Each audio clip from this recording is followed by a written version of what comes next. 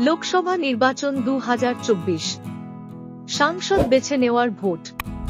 আপনার কেন্দ্রে এতদিন জিতেছে কোন কোন দল, কারা ছিলেন সাংসদ, জেনে নিন এই ভিডিওতে। হুগলির আরামবাগ লোকসভা আসন। উইকিপিডিয়ায় এই লোকসভা আসন সম্পর্কে তথ্য 1967 সাল থেকে দেওয়া আছে। সেই তথ্য অনুযায়ী এই আসনটি বরাবরের বাম দুর্গ হিসেবে পরিচিত। সেই বাম দুর্গের পতন ঘটে তৃণমূল কংগ্রেসের হাত ধরে। 1967 সালে এই আসনে জয়ী হন ফরওয়ার্ড ব্লকের অমিয়নাথ বসু। 1971 সালে এই আসনে জেতেন সিপিএমের মনোরঞ্জন হাজরা। 1977 সালের লোকসভা ভোটে সিপিএম এই আসনে হেরে যায়।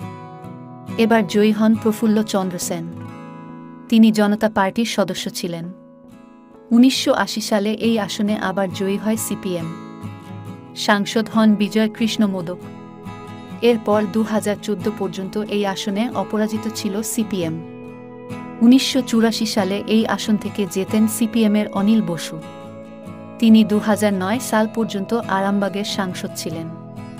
তিনি 1989, 91, 96, 98, 99 ও 2004 সালে আরামবাগ থেকে জিতে সাংসদ হন।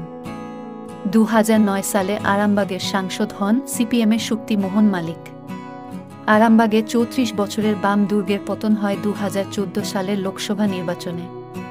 তৃণমূল কংগ্রেসের হাত ধরেই আরামবাগে বাম দুর্গের পতন হয়।